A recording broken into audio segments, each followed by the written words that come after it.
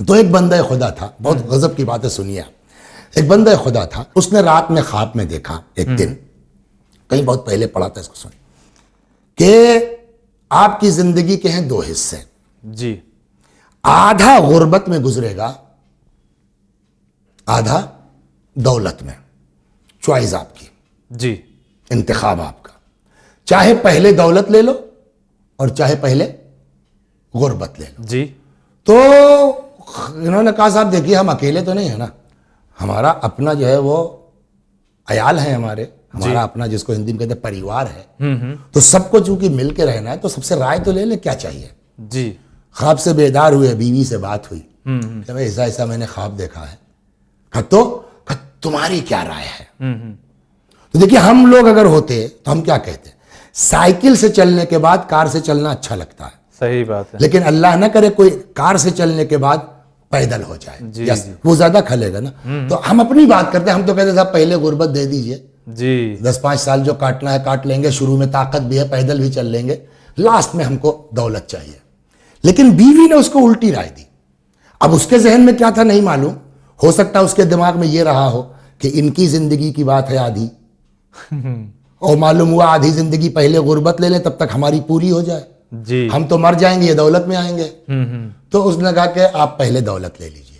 اچھا. شاید سوچا ہو کہ غربت جھیلیں, مر گئے تو الحمدللہ بڑھیا زندگی گزار کے جائیں گے, اور اگر رہ گئے تو جیسے یہ جھیلیں گے ویسے ہم جھیلیں گے. تو ڈیسائیڈ کیا ہوا کہ پہلے آپ کو دولت لینی ہے. جی. دوسرے دن سوئے, کیا بھائی کیا سوچا آپ نے, کسا پہلے دولت کا, جاؤ کل سے ملے گی. اب سے یہ دوسرے دن سے اپنا کاروبار ان کا اسٹارٹ ہوا تو برس رہی ہے دولت. جی. اندازہ ہوا ایک دن, یار لگتا ہے خواب صحیح تھا, اس لیے کہ اسی دن کے بعد سے تو پیسہ برس رہا ہے.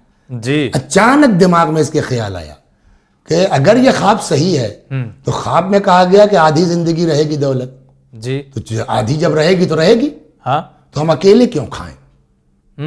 اب دیکھیے یہ ہے نا, اگر یہ احساس ہو جائے ہم اکیلے کیوں کھائیں, ہمارا بھائی ہے, ہمارا خاندان ہے, ہمارا رشتہ دار ہے, وہ بیچارہ MBBS کر رہا ہے, 5 لاکھ کی اس کو ضرورت ہے, وہ بیچارہ جو ہے وہ بزنس کرنا چاہتا ہے, 10-5 کی اس کو, سب کو لے کے چلے گئے, پورا کنبہ. اچھا, خوب بانٹا, خوب خاندان, بھائی بہن بھتیجے بھانجے سب کو لے کر کے, ان کی فیس, ان کا جو ہے وہ کھانا, ان کا یہ بہرحال چلتا رہا. یہاں تک کہ کچھ دنوں کے بعد دوبارہ خواب دیکھا انہوں نے کہ تمہاری آدھی زندگی ہوئی ختم. اچھا. بس یہ تھا نا, آدھی غربت میں رہے گی, آدھی ہاں دولت میں. دولت میں, تو دولت والا زمانہ ہوا ختم. کل سے آپ کے دوسرا سیکنڈ پارٹ جو ہے زندگی کا شروع ہونا تھا. غربت کا دور کل سے شروع ہونا تھا, لیکن چونکہ اس دولت کے زمانے میں جی تم نے اکیلے نہ کھا کر کے سب کو ساتھ لے کے چلے ہو, خاندان رشتہ دار کو, جی خوش ہو کے اللہ نے تمہاری بقیہ زندگی میں بھی دولت لکھ دی ہے. سبحان اللہ. آپ غور فرما رہی ہے. تو اب وہ واپس آتے ہیں اس حدیث کے اوپر. یہی چیز جو ہے وہ امام فرماتے ہیں کہ ان للہ عبادن, اللہ کے کچھ بندے ہیں, یخصہم بالنعم, جن کو اللہ اپنی نعمتوں سے نوازتا ہے. کیوں نوازتا ہے؟ کہ خالی تم ایسی میں رہو, لمنافع العباد, تاکہ تمہارے ذریعے سے دوسرے بندوں کو نفع پہنچ سکے. ایسا کرو گے جی تو اب روایت کہتی ہے, امام فرماتے ہیں تب تو وہ نعمت ٹکے گی, چلے گی. جی. لیکن اپنے میں مست ہو گئے, جی دنیا سے مطلب نہیں ہے, اللہ وہ نعمت تم سے لے لے گا. سمجھ میں نہیں پاتا آدمی کہ کب سے چینج شروع ہوا, اور جب سمجھ میں آیا تو معلوم سب تو ختم ہو چکا ہے. ہاں ایسا ہے, ایسا ہوتا نہیں ہوتا. جی. تو اللہ تم سے لے لے گا, یتحولها الی غیرہ, دوسرے کو دے دے گا کہ اس کے ذریعے سے ہمارے بندوں کو فائدہ پہنچائے. تو نجات کا ایک راستہ یہ بھی ہے جی کہ اپنے آپ کو گناہ سے بچائیے, اور جو کچھ اللہ نے نوازا ہے جی اس میں دوسروں کو شریک کیجیے اپنی نعمتوں میں, جی اپنے ساتھ رکھیے. عمر بھی بڑھے گی, روزی بھی بڑھے گی. ایک مرتبہ تو جو ہے وہ جناب موسیٰ نے اللہ تبارک تعالیٰ سے پوچھا تھا کہ ایسے لوگوں کے ساتھ تو کیا کرے گا جو صلہ رحم کرتے ہیں. اللہ نے کہا انسی لہ الاجل, اس کی موت بھلا دوں گا, یعنی بڑھا دوں گا. سمجھ گئے آپ؟ اچھا. اور اس کے قبض روح میں آسانی کر دوں گا. یہ بہت بڑا. کبھی انشاءاللہ موقع ملا تو اس پر دیکھیے. اب بات تو یہ نا پڑھتے پڑھتے دماغ میں آتی پھر بھول جاتے ہیں. تو اس پر بھی ایک پروگرام 2-4 قسطوں کا ہونا چاہیے کہ قبض روح کی کیفیت کیا ہے, کیسے نکلتی ہے, کیا ہوتا ہے, گناہگار کی روح کیسے نکلے گی. ایک آدھ مجلس میں نے پڑھی اس پر, لیکن اور تفصیل سے 4-5 پروگرام کی ایک سیریز انشاءاللہ دیکھیے خدا توفیق دے آئندہ آتا ہوں تو یعنی کرتا ہوں. حالت احتضار سے لے کر کے احتضار سے لے کر کے اور دفن کفن تک کیا کیفیت ہوتی ہے انشاءاللہ اس کے اوپر گزارش کی جائے گی. تو خلاصہ یہ کہ اب وقت تمام ہو رہا ہے. میں اپنے نوجوانوں سے یہ گزارش کروں کہ ابھی اسٹارٹنگ ہے. دیکھیے ایک چیز ہے ہم لوگوں کی, میں آپ کی بات نہیں کرتا ہوں, آپ ماشاءاللہ مومن آدمی, تو میں اپنے بچوں سے گزارش, دیکھیے ہم میں اور آپ میں جوانوں میں فرق کیا ہے کہ ہم 56 سال کے ہو گئے. جی. جو بدماشیاں کرنا تھی کر لی, سمجھ گئے آپ. اب ہمارے پاس توبہ کے علاوہ کوئی چارہ نہیں ہے, اور اس توبہ کے لیے بھی کوئی گارنٹی نہیں ہے. اس کا کرم ہے انشاءاللہ جو ہے وہ طفیل میں محمد و آل محمد کے مولا کے صدقے میں کریم ہے انشاءاللہ وہ کریم و معاف کرے گا. لیکن آپ کی بیٹا ابھی شروعات ہو رہی ہے.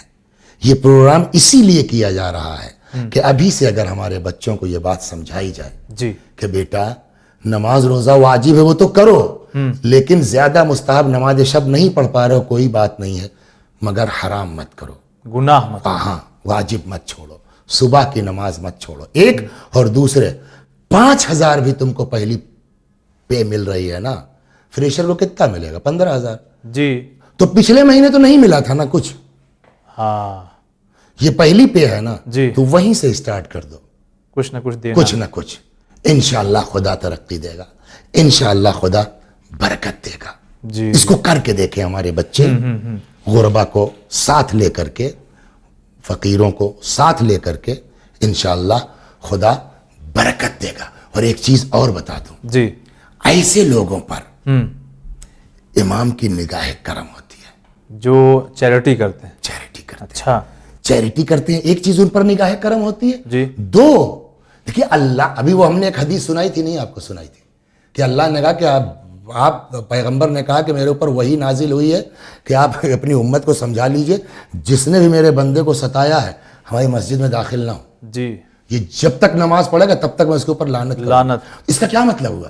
یعنی اللہ کو اپنے بندوں سے لگاؤ ہے, بے پناہ. یعنی خدا کو اپنے بندوں سے پیار ہے. تو جو خدا اس بات کے اوپر سزا دے رہا کہ مسجد میں نہ گھسنے پائیں, اگر اس بندے کے ساتھ آپ چیریٹی کریں گے تو اس کا الٹا ہوگا نہیں ہوگا, خوش ہوگا کہ نہیں ہوگا, آپ کو ترقی دے گا کہ نہیں دے گا. یہی چیز کہ دوسروں پر ظلم نہ ہونے پائے اور غربا کا خیال رکھا جائے, انشاءاللہ دنیا بھی آباد ہے, انشاءاللہ آخرت بھی آباد. ایک چیز آگا جو یقیناً آپ کے ساتھ بہت یعنی دفعہ ہوا ہوگا, ہمارے ساتھ بھی ہوا, کیونکہ یہ سوچ ہمارے ناظرین کے خاص کر, کیونکہ آپ نے نوجوانوں سے کہا, ہم نوجوانوں میں, دیکھیں ہم نے نہیں کہا نوجوانوں سے, جی جی, یہ ہمارے امام نہیں, یہ ہمارے امام فرماتے ہیں جی جی جی, کہ جو ہے وہ اگر تم کو کام کرنا ہے نا تو علیکم بالاحداث, جوانوں سے بات کرو. کیوں رک جائیے, کیوں؟ امام فرماتے ہیں ان کا دل پاک ہے, ان کو ہماری بات جلدی, ہم لوگ 56 سال والے جو ہیں نا اتنا بدماشیاں کر چکے ہیں کہ دل ہمارا سخت ہو گیا ہے, لیکن یہ جو 17 15 18 سال کا جوان ہے نا, بقول امام کے اس کا دل صاف ہے, جی, اس سے بات کرو یہ جلدی ایکسپٹ کرے گا. یہ امام کی گائیڈ لائن ہے. ہم جی جی, ہم اس نظریے سے بات کرنا چاہ رہے ہیں کہ اکثر ہمیں میں سے بہت سے لوگوں کا یہ سوچ ہوتی ہے کہ مولانا صاحب کا نا یہ دین, ہماری یہی ایک جاب ہے, یہاں سے ایک پیسہ آتا ہے, تو اگر ہم یہاں سے دیں گے تو ہم کو معلوم یہاں سے کچھ آنا نہیں ہے, تو اور کہاں سے آئے گا, یہ سوچ پیدا ہوتی ہے. یہی تو بات ہے نا کہ ان اللہ یرزق من یشاء بغیر حساب. ایک بعض جگہوں پر ہے کہ من حیث لا یحتسب, اللہ وہاں سے دے دیتا جہاں سے تم سوچ نہیں سکتے ہو. جی جی, ایسا ہوا ہے, راستہ بنانا تو اس کا کام ہے نا. بے شک بے شک. چلیے آگے, بہت شکریہ ادا کرتے ہیں.